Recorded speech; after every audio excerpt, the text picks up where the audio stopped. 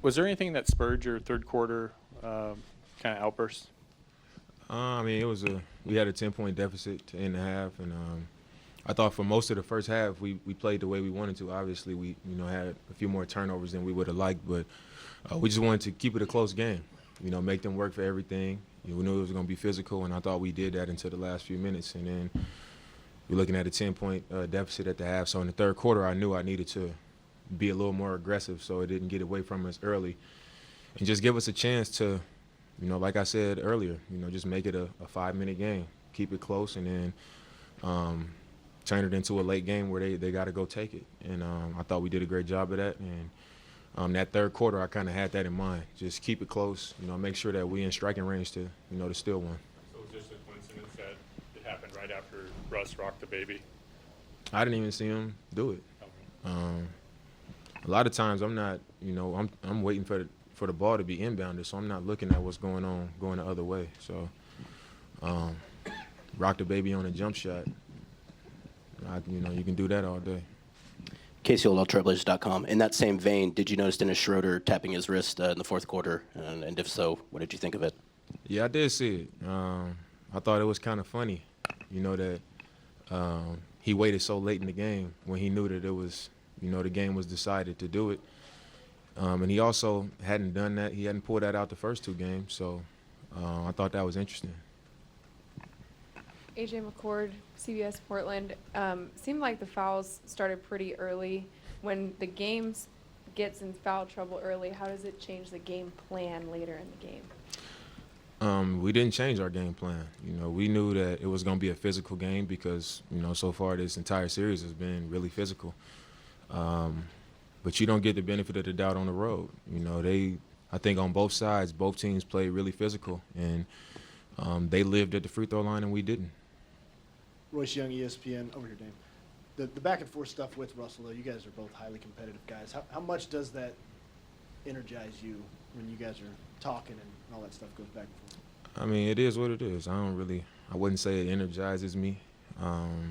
Like I said, it's somebody's team has to lose, and that's all it is.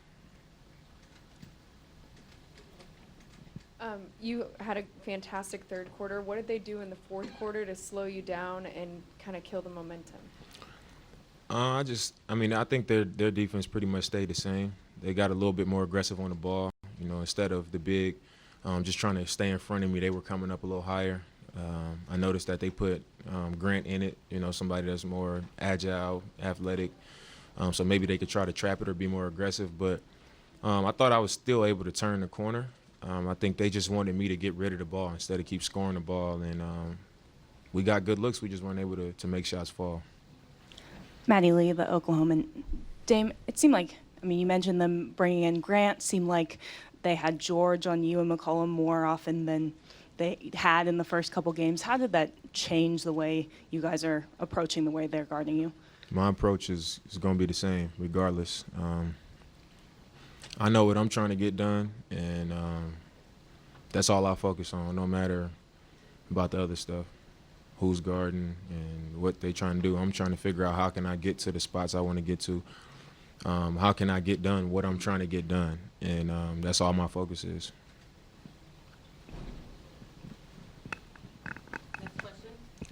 Dame, just in general, between the Thunder shooting better than 50% from three and having a fairly large free throw discrepancy, how do you leave this game? Do you feel confident about the game four chances? Do you feel like you missed an opportunity in game three? I think we feel like we had an opportunity. We tied the game up in the fourth quarter, which is what we wanted, a close game going into the fourth quarter, and just put that pressure on them. And I thought we did that. But like I said, we with our physicality, I think that put them on the line. So in certain situations, we might have to be a little bit smarter and realize how the game is being called. If it's a quick whistle to every bump and every little grab and contact in the paint, we got to recognize that and say, okay, maybe we need to dial it back a little bit. But in a lot of those situations, they were getting to the free throw line, and they were drawing contact, making smart plays, and we can't just continue to do the same thing when we recognize that they're getting the whistle. They're going to the line because of how aggressive we are. So We just got to be smarter. But I think we go into Game 4 liking where we are. You know, it was a competitive game. It got to the fourth quarter and we had a shot. So we want to make it that same type of game for Game 4. You know, make them earn it and make them beat us. A couple more, then we wrap